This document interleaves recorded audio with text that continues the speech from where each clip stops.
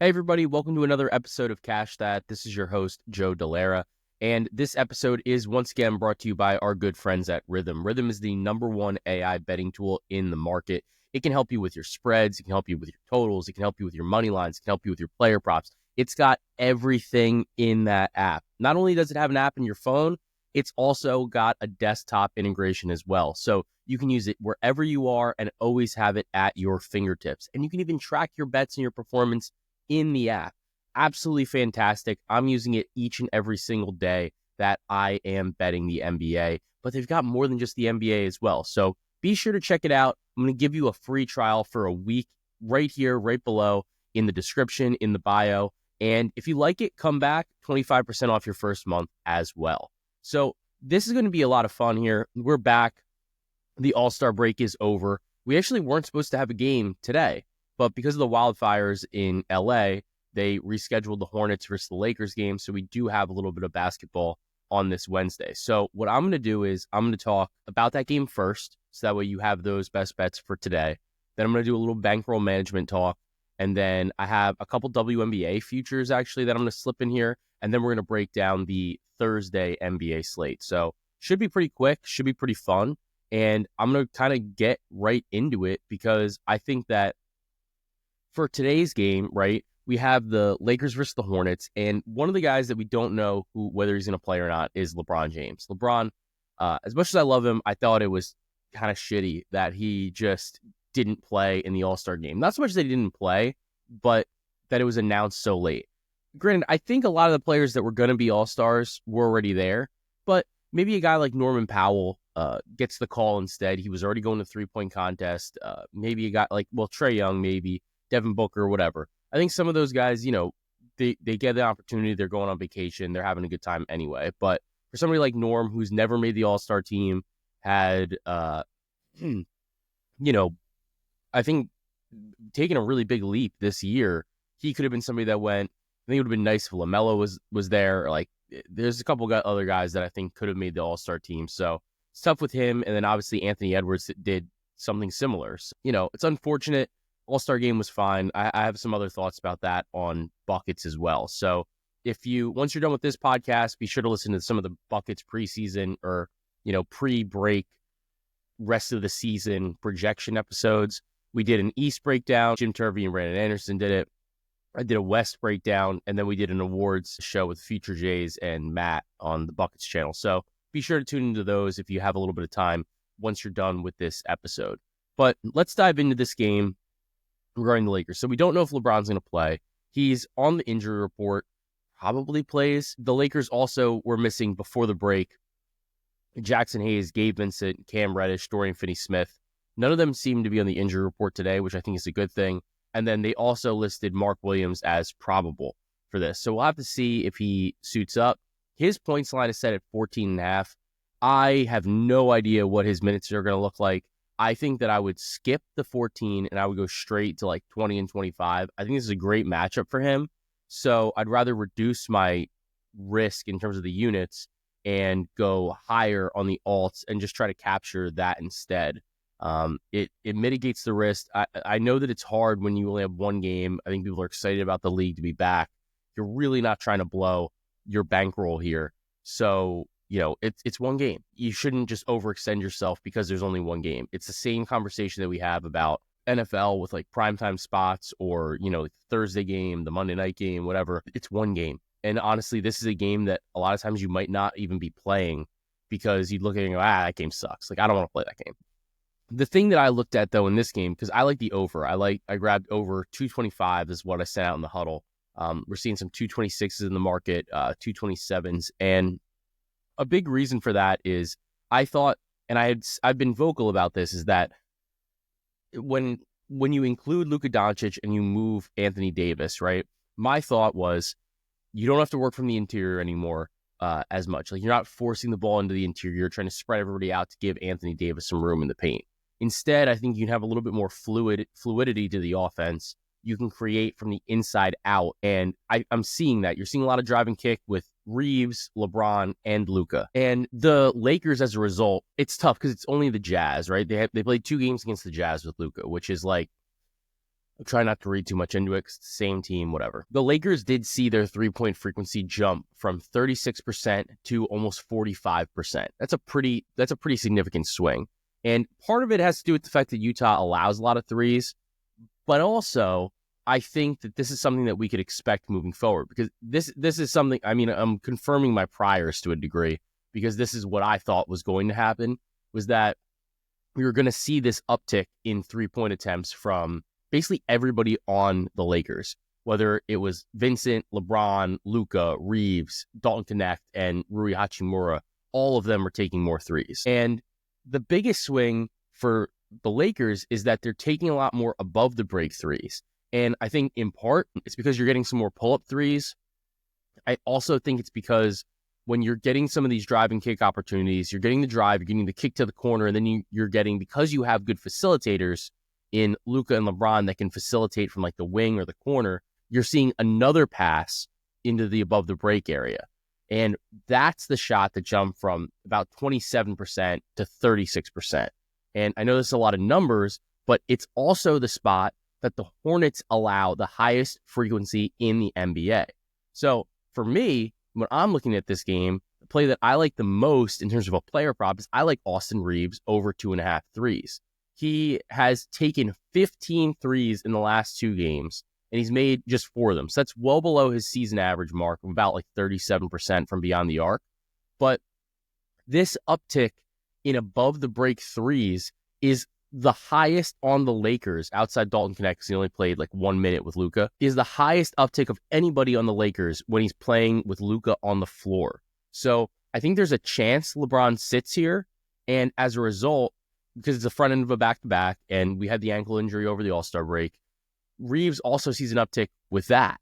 So I like the idea of grabbing over 2.5 threes. I think it's a good play no matter what. And it also kind of ties in with the overplay that I like.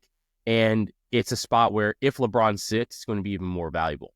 I think that the Lakers could struggle also defensively in this lineup without Anthony Davis, right? So, like, they gave up 113 and 131 points to the Jazz, who not very good offensively. And I think that the level of motivation in those games heading into the All-Star break can be a little bit variable, but it also is a spot that I think they can struggle from. And I also think that because they're generating more looks from beyond the arc, we have more variance towards the over in that regard. So I like over 225. I think you could take it at like 226. It's okay.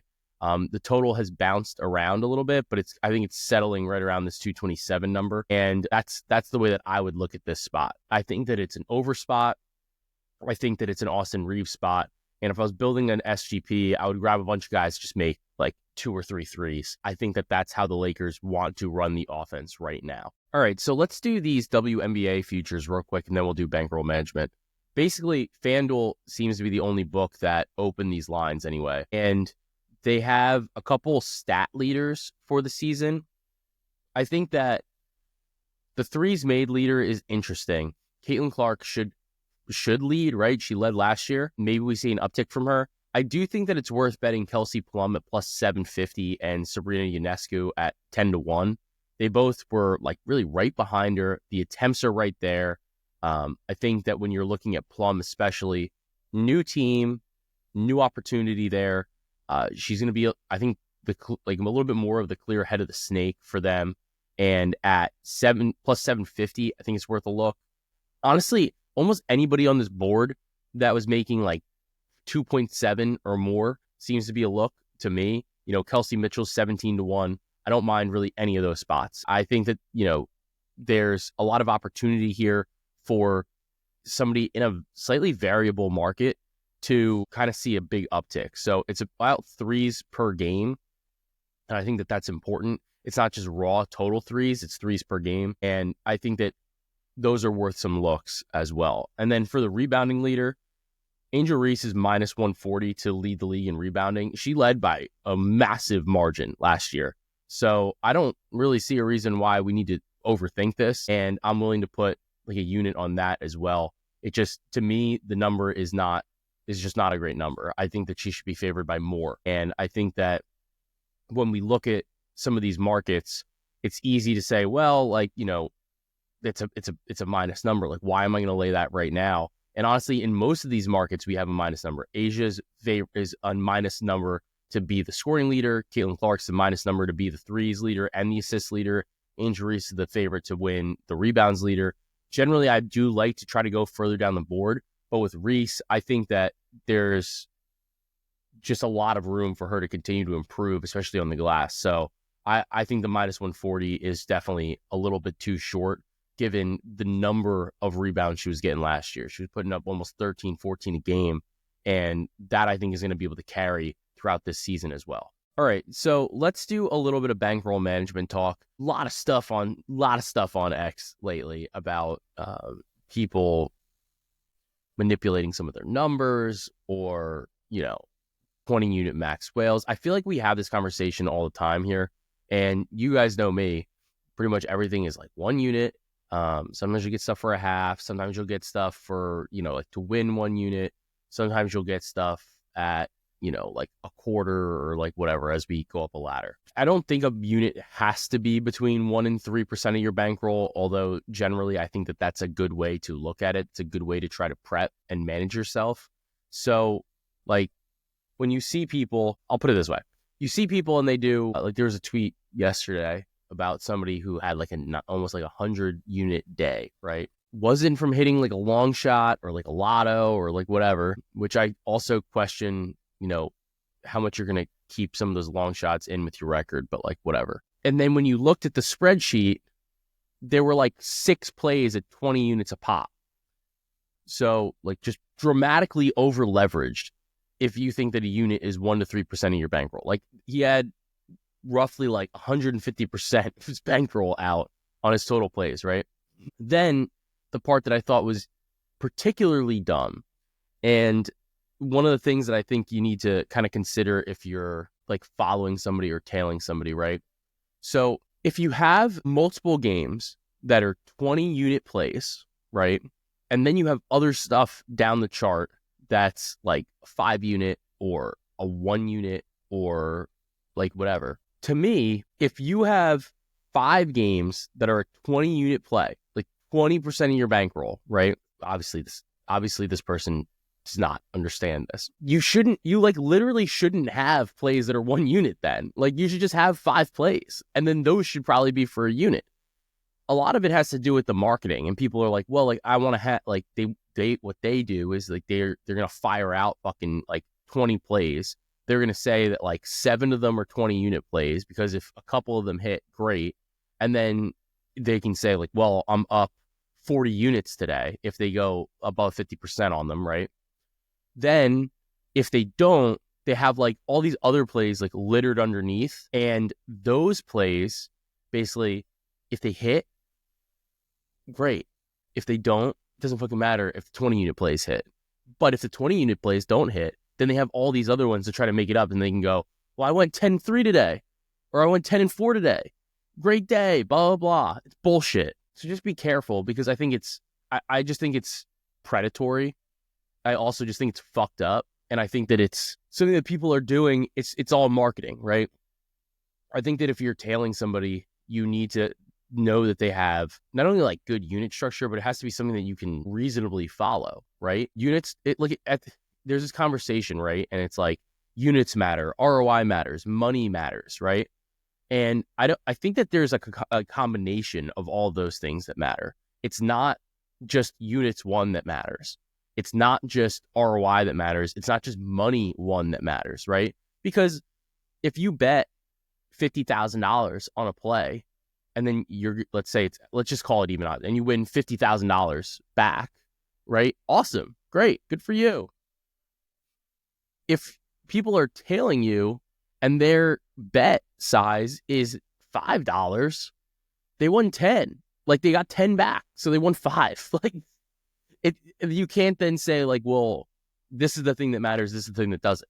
So because it depends on the scale, right? It's all scalable. So if you're somebody that is able to help people turn, because you're churning a lot of bets, right? And you're able to turn, like in a season, you're able to pull off like a plus 100 unit season betting pretty much 1 unit bets, right? That's great. because then you have people that have smaller units that say like, man, like I won like $1,000 this season, or I won $10,000 this season, like whatever. It's great. Then there's also the ROI spot where you look at ROI and you say, okay, well, I don't need to win every bet. Like I don't need to be a 50% or greater better. That's not the point. The point is that I want to be able to play some alts. I want to be able to play some long shots and those hit, right? I think that ROI helps show like how successful you are. And that's important for people as well.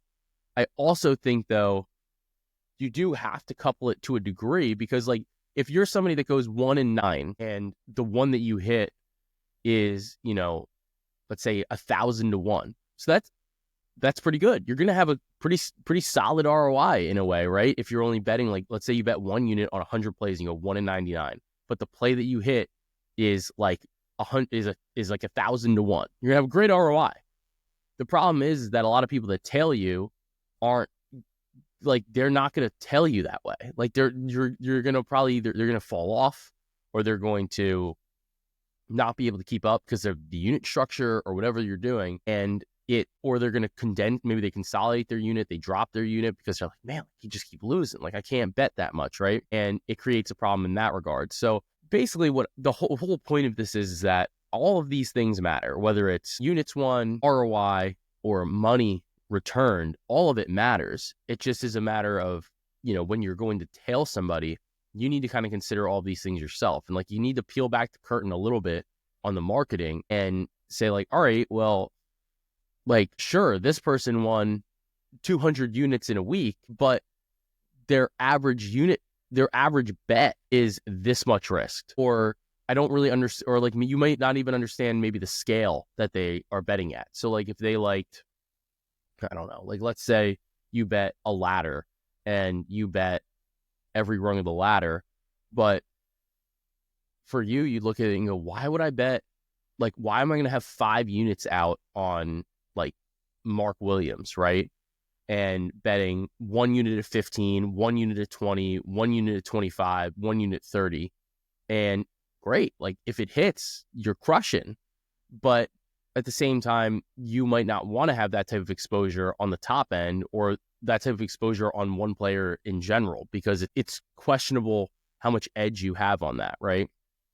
I think also the conversation about edge is interesting because in theory, it's like a math thing, right? And if you have a bigger edge, you should be betting more on it. And this kind of goes into what I was saying before about 20 unit plays, like somebody having 20 unit plays on their card and 1 unit plays on their card. I struggle to see how you can have a situation like that, because I don't think that your edge then on the 1 unit bets is great enough to even rationalize playing it. But the problem is that most people doing this aren't betting based on edge. They're betting just based on like, well, I think this is better. And it's not a mathematical term. And I think for most people, right, like what for me, for example, like when I'm giving out plays, I'm looking at edge. I'm trying to run the numbers. I'm trying to defig it a little bit and say, okay, well, I have on this play, like I have an 8% edge on this bet. And, I can do some of the math and say like, well, I should be spending a little bit more on this or a little bit less on this, whatever. But then that number even changes based on when people are tailing me. So let's say I like something at plus 100 and I have like a 10% edge on that, right? And then it moves down to, like minus 125. My edge is obviously going to have shrunk a little bit. And sometimes actually then at that point, if it moves on one book, on another book, I might actually have a greater edge on a number, like a stat that's maybe one higher. And that's a little bit of a higher plus number where it's maybe, like let's say it's 3s or something like that. And one book has 2.5 at plus 100. And then another book has 3.5 at plus like 250. And it's possible that after the one moves, I actually have a greater edge on the other line as opposed to the one that I had originally bet. So I think when I'm trying to give them out, I am generally trying to say like, look, we're going to bet 1 unit. It's a flat bet. And when the line moves, there's obviously some wiggle room. The edge is different, but it's impossible. Like, when we're giving out some plays, like when I keep them in the huddle, they're not moving in the same way. Sometimes they do, depends on the book, and depends on how much you can get down that way. But once they hit like Twitter, forget it. Like it's torched. And I think that to a degree has to be on everybody, right? It's hard to walk people through each and every step of it. And, we are trying to give a framework. We're trying to give a play. We're trying to give a look at like what we like. But I do think that to kind of summarize this and then get into the rest of the slate, you have to really be careful with some of the marketing that's out there. And then you also need to be careful with when you're following somebody, you just have to see what they did. Like it's not like plus 20 units in a day is not this. It's just not all created equal. And you have to consider that. You have to remember that. And that's the best way to protect yourself and insulate yourself from just getting absolutely blown up by tailing somebody that you don't really know and have no idea who they really are. So just be careful out there. There's a lot of like scam marketing, and it's unfortunate because the people that are doing it like know what they're doing and they're good at it from a marketing perspective, but that doesn't necessarily make them good bettors. And there is a dichotomy that you have to be able to be comfortable with understanding and navigating in that regard. All right, so let's dive into the Thursday slate. This is going to be a spot where you can obviously pick up if or like take a break right now if you need to listen to it tomorrow. There are some plays in here. So these lines I would expect to move just a bit. Obviously, the first play that we're going to start with is the Bulls versus the Knicks. Knicks are 13.5-point favorites. I would imagine that OG Anunoby returns now. Mitchell Robinson back soon. Not 100% sure when. It sounds like maybe in February, but definitely by March. So this is really exciting. He was literally the number one offensive rebounder in the NBA by margin over the last couple seasons. Really hoping we get him back. Naturally, I'm going to be betting on Karl Anthony Towns over 26.5 points. He scored 46 and 44 against Chicago this season. I am 100% going back to this. He cooks, just absolutely cooks that ass when he goes against Vooch. So give me Cat on this game. Bulls versus Knicks. Knicks are 13.5-point favorites. Knicks should probably be able to take care of business, but I'm just going to be all over Cat here. 26.5 in the market. It's pretty consensus out there. If you want to ladder it up to 30, go for it. We got the Celtics versus 76ers. 76ers are 7.5, 8-point underdogs. And I don't have anything for this game right now. It's always just a question, is Joel Embiid going to play? It sounds like he probably will. And if you look at some of the history between these two teams, Drew Holiday has played really well against Philadelphia, but I have some questions. He's out for a while with injury. He's just also not looked as good this year. So I have some reservations there. I'll talk about this game a little bit more on Coast to Coast on Thursday night with Andrew O'Connor-Watts. We got the Grizzlies versus the Pacers. Pacers are 2-point home dogs. Miles Turner should be good to go for this matchup, which is important because I do think that it's a pretty good spot for Jaren Jackson Jr. and Zach Edey. This is a fascinating game, I think, to be honest with you. I think this is a game where the Grizzlies are really good. I think the Grizzlies are probably like properly rated. Indiana has been significantly better since the turn of the year.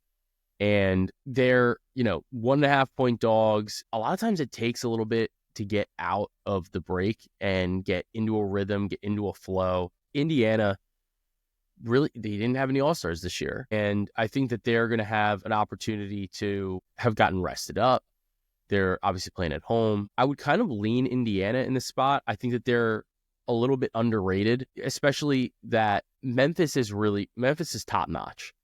Memphis does a lot of their damage in transition. And while I think that Indiana can kind of run with them, I think that Indiana has the ability to push as well, keep this pace up. And that's a way, I think that's actually a better thing for them generally. And I think it is going to help Tyrese Halliburton kind of open things up in the offense, because if they're able to play at the super fast pace, that means that Memphis is going to have a little bit more difficulty staying in position. As good as the defense is, it actually might play Edey off of the floor. And even with, I think Jaren Jackson Jr. is in a great spot. He's been excellent this year. If you had to pick somebody that's going to cover him, Miles Turner is actually pretty good cover. So I would lean Indiana here. And I'd be looking for some Halliburton assist stuff. I want to see where that line settles. I'm seeing some like 8.5s and stuff, but I want to see where that kind of progresses. One of the things that I've noticed with the player props sometimes is when they open up this early, there can be some movement. It's the market obviously won't handle as much volume, so it's a little bit more volatile. So if you bet something, it's much more likely to move like on a lower volume of bets or a lower amount of a bet because there's so much time till post. And I think that's something to consider. And it's definitely something to look at. Again, I'm trying not to give out lines that just are unattainable for people. So you want to see how it settles. You want to see how the market kind of moves with it. And then sometimes, it can get bet one way or it can get moved one way. And then that then creates value on the opposite side. So definitely just something to look at for that game. Then we have the Cavs versus the Nets. Nets are 13.5-point dogs. They obviously don't have Ben Simmons anymore. The Cavs, I'm really curious to see what they do with this rotation because it sounds like Dean Wade might be back for this game, which a lot of people are like, well, like, why does that matter? Well, I think it matters. I'm curious to see how and what they do with DeAndre Hunter. I know that Hunter he came off the bench so far since he's joined the Cavs. I do wonder now with Dean Wade back, if now they make the switch and he starts at the 3 instead of Max Strus because you have a little bit more size with Dean Wade. And then you can run Dean Wade and Strus off the bench as opposed to having Hunter and Dean Wade off the bench. Just something I'm monitoring. I think that Donovan Mitchell's points prop, 22.5, is something to look at. I am concerned that this is going to be an absolute bloodbath of a game, though. But either way, 22.5 points for Donovan Mitchell, not a bad look if you want some early action in this spot. Then we have the Magic versus the Hawks. Hawks are 1.5-point home dogs. The most important thing here, Jalen Suggs, as of yesterday, so February 18th, they said that he has still not progressed to contact drills. I would be shocked if he plays in this game.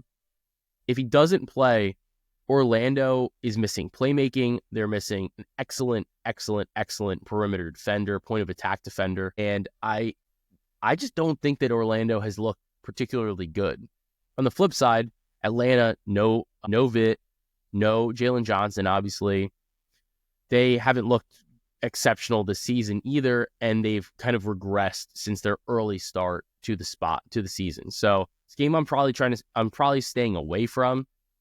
If anything, one of the odd plays has been Trae Young's rebounds against Orlando has been pretty solid. It's only at like 2.5. So I don't mind if you were looking at a Trae Young prop, adding the rebounds in there to try to get a little bit of like a couple extra bonus stats. And the floor has been there at 2.5. It's a pretty low number. Looking at the Clippers and the Bucks are 1-point favorites at home.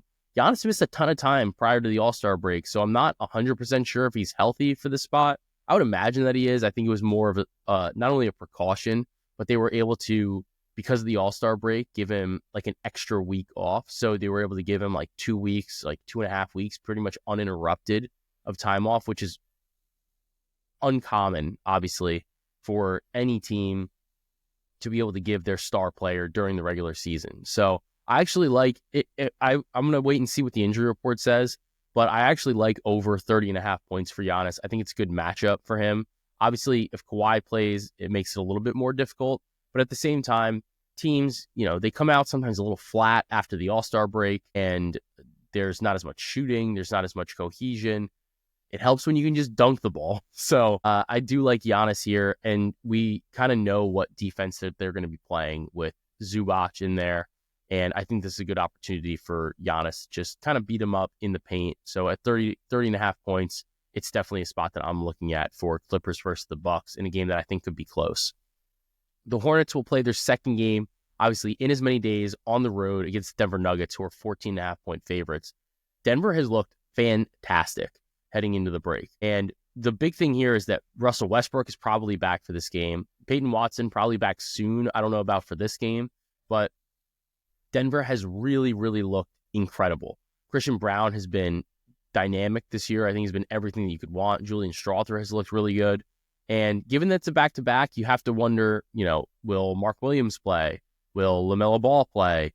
And Who knows? There's obviously room for things to go wrong for the Hornets today against the Lakers, and that might affect the rotations tomorrow versus the Denver Nuggets. So I like Denver. I'm not totally opposed to laying the 14.5 with Denver in the spot, and I would be looking at Jokic from a points perspective, from a rebounds perspective, from an assist perspective, maybe a little triple double.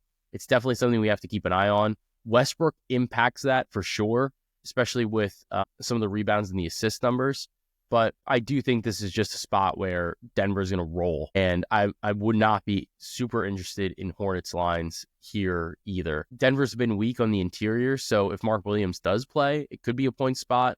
It could also be Diabate. It could be like a point spot for him as well if Mark Williams sits. So just something to consider. Then we have the Suns versus the Spurs. Spurs are 2.5-point home favorites. Book and Beal should both be good to play. This is an interesting line. And, having the Spurs as 2.5-point home favorites against this Phoenix Suns team, probably not something you necessarily had on your bingo card coming into the season. But we've seen the Suns really, really struggle. And this is a spot where San Antonio has looked significantly better, in my opinion. One of the things that I talked about with Brandon was that De'Aaron Fox has almost a plus 20 net rating when he's been on the floor for the San Antonio Spurs. The results haven't really been there lately, but I do expect some of that to turn around. This is a critically important game for both of these teams for their hopes to make the play-in or the playoffs in general. I'm struggling to power rate Phoenix lately because I don't really know how good they are. They've struggled immensely, and they didn't really have a lot of room to make improvements to the roster. So they should be pretty refreshed. They should be pretty healthy for this game against the Spurs, but I think it's going to be a decent prop game, and I might look at some Stephon Castle stuff. He's been really popping lately, and he just had a great All-Star weekend.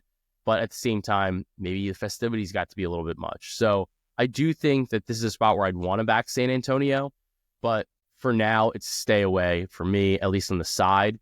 I would say if you like either of these teams significantly, now would maybe be a good time to buy in on them to either make or miss the playoffs. And the reason I say that is these are two teams that have to go against each other for some of those play-in spots. And people were asking me in the huddle, should I back Phoenix? Should I back the Spurs? Like what's the situation here? What are we looking at here? And both of these teams are teams that in a one-game setting, I think I could take them against anybody, and as long as the number was good. The problem with both of them is I think that they're both a little public in terms of where the expected support is. So the numbers aren't really there. So when the fact they're playing each other head to head, I think is interesting.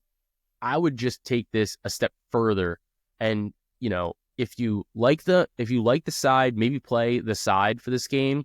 But I think you should also bet whatever you wanted to make the playoffs or to miss the playoffs. Phoenix has a really soft schedule.